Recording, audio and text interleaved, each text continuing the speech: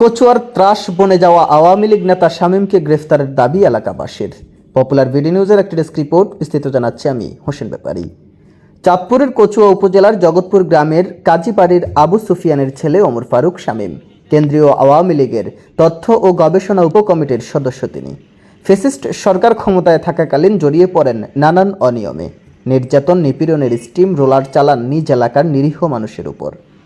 স্থানীয়দের অভিযোগ, ফ্যাসিস্ট সরকারের আমলে শামীম প্রভাবশালী হওয়ায় তার বিরুদ্ধে কথা বলতে পারেনি কেউ। তার বিরুদ্ধে অভিযোগ রয়েছে সম্পত্তি দখল, চাঁদাবাজি, টেন্ডারবাজি সহ নানান অনিয়মের। স্থানীয়দের দাবি, জাতীয় দ্বাদশ সংসদ নির্বাচনে চাঁদপুর 1 কচুয়া আসনের ডক্টর সেলিম মাহমুদ নির্বাচিত হলে আরও বেপরোয়া হয়ে ওঠেন ওমর ফারুক শামীম। শামীমের বিরুদ্ধে চাঁদাবাজির অভিযোগ আনেন ব্যবসায়ী আব্দুল মতিন।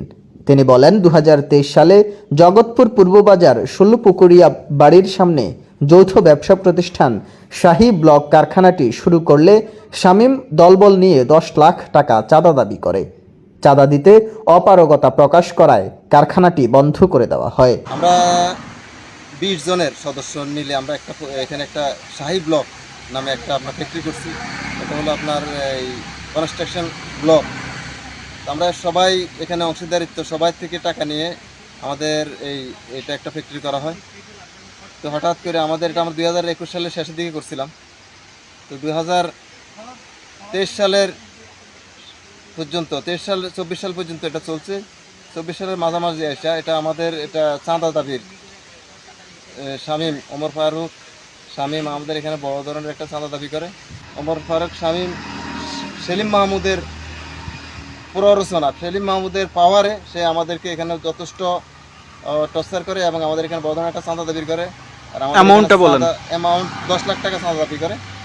আর আমাদের এটা চাঁদা দিতে অস্বীকৃতি জানায়। এখন আমাদের এখন অবস্থা ছিল না যে চাঁদা দেওয়ার মতো, আর আমরা অস্বীকৃতি জানাই জন্য আমাদের তারা সব কিছু গুছিয়ে আমরা এটা একটা জায়গার মধ্যে, গোডাউনের মধ্যে আমাদের সকল মেল ফ্যাক্টরি যত হচ্ছে কারখানা যা আছে, মোটর এখন সরঞ্জামাদি আমরা একটা গোডাউনে এখানে রেখে দিই। শামীমের এমন নির্যাতনের শিকার হওয়া গাজী রাসেল, প্রবাসী মিঠুন ও মারুফ আহমেদ সুমন বলেন, জগৎপুর বাজারে গড়ে ওঠে শামীমের নিজস্ব একটি অফিস।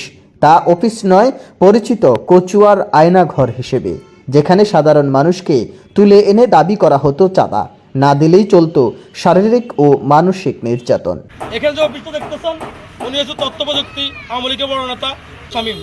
ওনার এই অফিস থেকে বাংলা আস্থাপুর ইউনিয়ন তথা বিএনপি জামাত যে যেখানে পাইতো তাদেরকে এখান থেকে নির্মূল করার, এখান থেকে সবগুলি চলতো।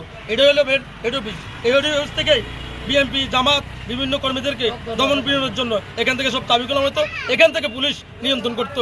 শামীম নামে আওয়ামী লীগের নেতা মাফিয়া, সে দীর্ঘদিন ধরে এখানে অফিস দিয়ে এলাকার মানুষের উপরে অনেক নির্যাতন চালাইছে।